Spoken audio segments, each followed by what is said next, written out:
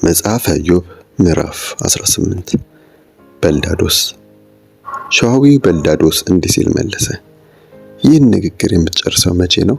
እስኪ ልብ ግዛ፣ ከዚያ በኋላ እንነጋገራለን። ለምን እንደ ከብት መንጋ እንቆጠራለን? እንደ ደንቆሮስ ለምን ታየናለህ? አንተ በቁጣ የነደድክ እንደሆነ ምድር ባዶዋን ትቀራለች? ወይስ አለት ከስፍራው ተነቅሎ ይወሰዳል? የክፎች መብራት ይጠፋል፣ የእሳቱም ነበልባል ድርግም ይላል። የድንኳኑ ብርሃን ይጨልማል፣ መብራቱም በላዩ ይጠፋል። እርምጃው ብርታት ይደክማል፣ የገዛ ዕቅዱም ይጥለዋል። እግሩ በወጥመድ ይያዛል፣ በመረብም ይተበተባል። አሽክላ ተረከዙን ይይዘዋል፣ ወስፈንጥርም ያጣብቀዋል።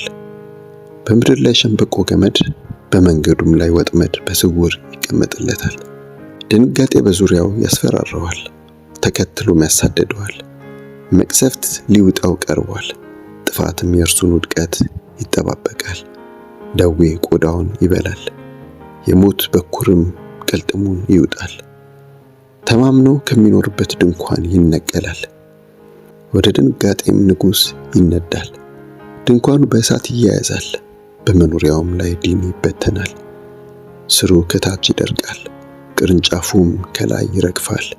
መታሰቢያው ከምድር ገጽ ይጠፋል፣ ስሙም በአገር አይነሳም። ከብርሃን ወደ ጨለማ ይጣላል፣ ከዓለምም ይወገዳል። በሕዝቡ መካከል ልጅ ወይም ዘር አይኖረውም፣ በኖረበትም አገር ተተኪ አያገኝም። ባጋጠመው ሁኔታ የምዕራብ ሰዎች ይደነግጣሉ፣ የምስራቅም ሰዎች በፍርሃት ይዋጣሉ። በእርግጥ የክፉ ሰው መኖሪያ እግዚአብሔርንም የማያውቅ ሰው መድረሻ ይህ ነው። መጽሐፈ ኢዮብ ምዕራፍ 18 በልዳዶስ። ሸዋዊው በልዳዶስ እንዲህ ሲል መለሰ፣ ይህን ንግግር የምትጨርሰው መቼ ነው? እስኪ ልብ ግዛ፣ ከዚያ በኋላ እንነጋገራለን። ለምን እንደ ከብት መንጋ እንቆጠራለን? እንደ ደንቆሮስ ለምን ታየናለህ? አንተ በቁጣ የነደድክ እንደሆነ ምድር ባዶዋን ትቀራለች? ወይስ አለት ከስፍራው ተነቅሎ ይወሰዳል?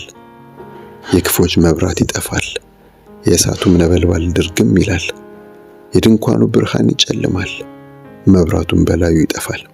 እርምጃው ብርታት ይደክማል፣ የገዛ ዕቅዱም ይጥለዋል። እግሩ በወጥመድ ይያዛል፣ በመረብም ይተበተባል። አሽክላ ተረከዙን ይይዘዋል፣ ወስፈንጥርም ያጣብቀዋል።